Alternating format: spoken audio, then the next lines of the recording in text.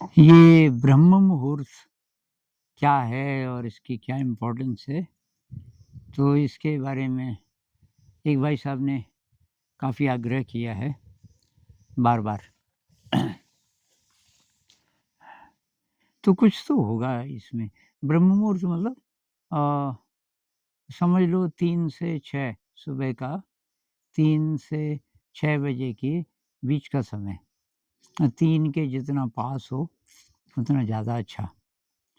तो इसमें कुछ इसलिए लगता है कि बहुत महत्वपूर्ण है, क्योंकि जितनी ध्यान की ट्रेडिशंस हैं हमारे देश में, जितने आश्रम हैं, तो सब लोग सुबह इसी बीच ध्यान करते हैं। और प्रैक्टिकली भी देखा जाए तो साइलेंस है, सब लोग तो सोए हुए हैं, दुनिया तो सोई हुई है, केवल ध्यान वाले जागे रहते हैं। तो साइलेंस, अभी चिड़िया भी नहीं बोल रही होती। अब आजकल चिड़िया बोलती हैं मेरे ख़्याल से 5 सवा 5 हमारे इलाके में, अ, 5 या पौने 5 शायद, ये पहली चिड़िया बोलती है, काली चिड़िया। अ, शायद व्हिस्लिंग थ्रश उसका नाम है। तो उससे पहले अगर आपका ध्यान 1 घंटे का हो गया, एकदम साइलेंस है। और आप हमारा वैदिक लिटरेचर पढ़ें, तो उसमें तो ये भी कहा गया है कि उस समय कॉस्मिक एनर्जी का डांस होता है। यानी कि तमाम ब्रह्मांड से ये जो अ, लाइट आ रही है, करोड़ों-करोड़ों सूरज हैं, करोड़ों-करोड़ों सोलर सिस्टम है, तो उन सोलर सिस्टम्स और जितने खगोलीय पिंड हैं, उनकी लाइट आ रही होती है और उसमें कोई विशेष अ, एनर्जी होती है। एनर्जी बदलती है ना, जैसे सूरज की देख लो। सूरज सुबह, सूरज की एनर्जी थोड़ा अलग होती है, दोपहर को अलग होती है, शाम को अलग होती है।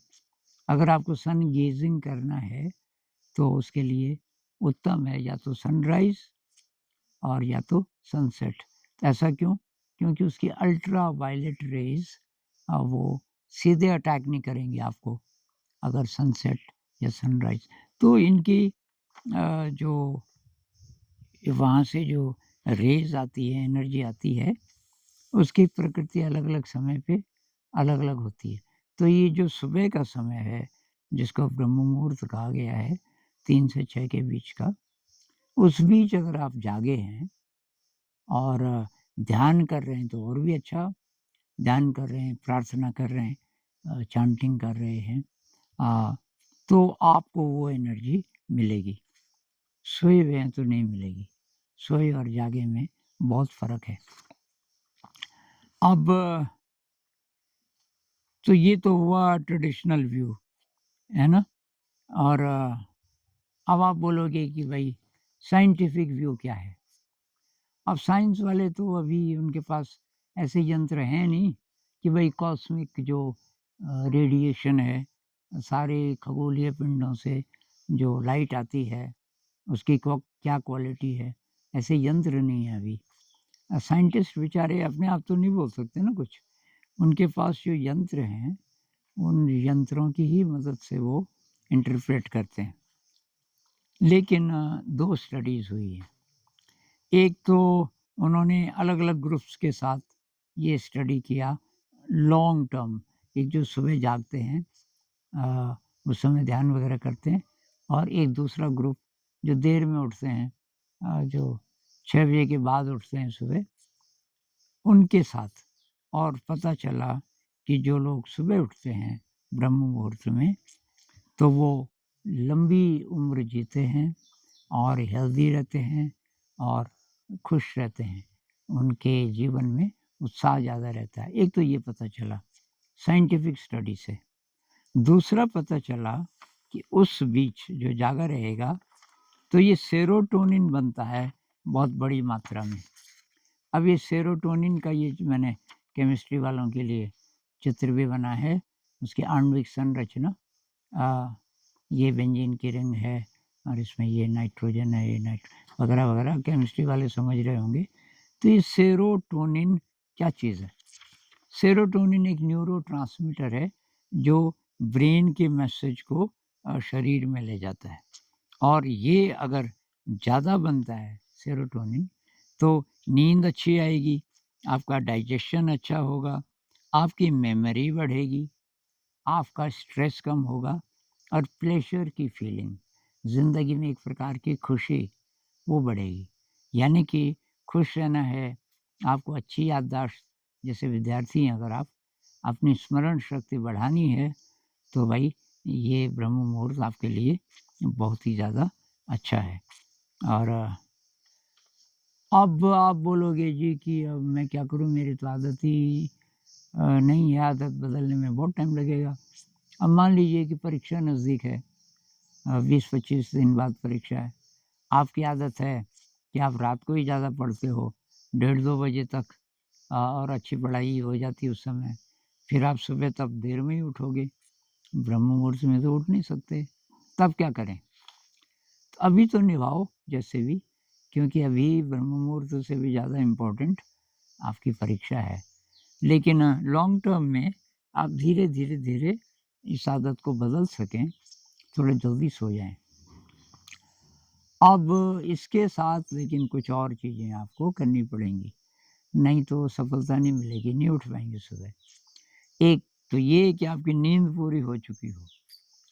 आप जितना भी सोते हैं, कोई-कोई ध्यान ज़्यादा करते हैं तो 6 ही घंटे में नींद पूरी हो जाती है। लेकिन जो यंग लोग हैं और बहुत ज़्यादा डीप अभी मेडिटेटर नहीं हैं, 7 घंटा मान के चलो, 7 घंटा चाहिए ज़्यादातर लोगों को। अगर आप एथलीट हैं और बहुत ज़्यादा मशक्कत करते हैं और ध्यान नहीं करते, हो सकता है आपको 8 घंटे की ज़रूरत हो।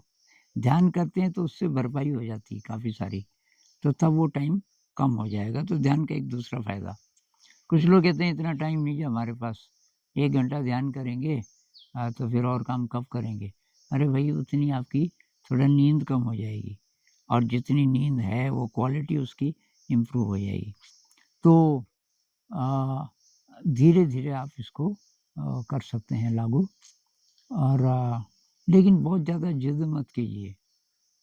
मेरे ख़्याल से ब्रह्म मुहूर्त से भी ज़्यादा महत्वपूर्ण है आपका पैशन।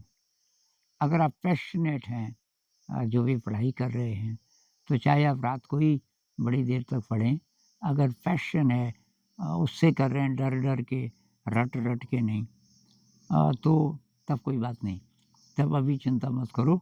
लेकिन कभी न कभी आपको ये ट्राई करना चाहिए और ब्रह्म मुहूर्त में उठना चाहिए। भई मेरे को तो बहुत फ़ायदा हुआ इससे। मैं वैसे पहले भी ज़रा जल्दी उठता था, पर 5 बजे के आस-पास, बहुत पहले, मतलब जब मैं 20 साल से कम रहा होऊँगा। तो धीरे-धीरे मैंने अपने आप ही जल्दी उठना शुरू किया।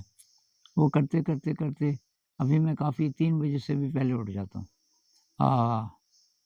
तो और अभी अभी तो मैं बीमार था। ये 4-5 महीने के बाद ज़रा ठीक हो रहा हूँ। आज नहाया भी। दोस्त लोगों ने बोला कि बुखार है, बुखार में नहाना ही नहीं चाहिए, तो काफ़ी दिनों बाद अब बुखार चला गया, खाँसी भी लगभग चली गई। चल नहीं पा रहा हूँ ठीक से ज़्यादा दूर, पर मैंने डिक्लेयर कर दिया कि भई मैं अब ठीक हो गया, तो आज मुझे सब दोस्तों ने नहलाया, क्योंकि काफ़ी दिनों बाद नहाया, अच्छा लग रहा है इस समय। और तो चलो ख़ैर ये मैं कुछ और ही बोलने लग गया। तो ब्रह्म मुहूर्त, इसमें ये जो बात मुझे पता चली, सेरोटोनिन, आपको पता है कि इसकी कमी से मेंटल डिसऑर्डर होते हैं। मेरे पुराने वीडियोज़ देखना, ओसीडी है, और या इसकी अधिकता से इम्बैलेंस, जैसे अल्ज़ाइमर्स डिज़ीज़ है, तो उसके अलग-अलग प्रकार हैं, और एक प्रकार ये है कि सेरोटोनिन की मात्रा ज़्यादा लेकिन इम्बैलेंस्ड। तो या तो इसका बैलेंस गड़बड़ा जाता है, या ज़्यादातर केसेज़ में इसकी कमी हो जाती है। स्ट्रेस है, ओसीडी है, अ, एंग्ज़ायटी है, तो ये जो मेंटल डिसऑर्डर हैं, इनमें इ इसका बहुत बड़ा रोल है सेरोटोनिन का। सेरोटोनिन की कमी है तो आपको नींद नहीं आएगी अच्छी तरीके से और रेस्टलेस महसूस करेंगे और दिमागी कामों में सुस्त रहेंगे। तो जो पढ़ाई-लिखाई वाले हैं, उनके लिए बहुत ज़रूरी है कि ये सेरोटोनिन पूरी मात्रा में मिले और ये बैलेंस्ड हो आपके शरीर में। उसके लिए सुबह उठना बहुत ज़रूरी है। स्मरण शक्ति के लिए भी बहुत ज़रूरी है। याददाश्त तो बहुत ज़रूरी है ना बच्चों के लिए। परीक्षा में जैसे जो पढ़ा वो याद रहे, तो उसमें और भी फैक्टर्स हैं, लेकिन ये सुबह उठने वाला तो लॉन्ग रन में धीरे, धीरे, धीरे आप इसकी आदत डाल सकते हैं। शाम को जल्दी खाना पड़ेगा भाई। शाम को अगर आप देर में खाते हो 8 बजे, 9 बजे सफलता नहीं मिलेगी, क्योंकि 9 बजे खाया तो 10, साढ़े 10, 11 तक अच्छी नींद नहीं आएगी और क्योंकि पेट भारी रहता है। तो आप 6 बजे तक खा लो, 6 बजे तक खा लो, विद्यार्थी तो कर ही सकते हैं। और जो नौकरी पेशा वाले हैं, अब मान लीजिए आपकी 5 बजे छुट्टी होती है, ऑफ़िस बहुत दूर नहीं है, 6 बजे तक घर पहुँच जाते हैं, घर में कोई और भी है, जैसे आपकी पत्नी तो वो तैयार रखें खाना। आप 6 बजे आए नहाना-धोना है, कुछ लोग नहाते भी हैं उसके बाद, तो साढ़े 6 तक तो आप खाना खा सकते हो। साढ़े 6 अगर आपने खाना खाया, तो 8, साढ़े 8, 9 बजे तक आप लेट सकते हो और तब आप उठ सकते हो 4 बजे।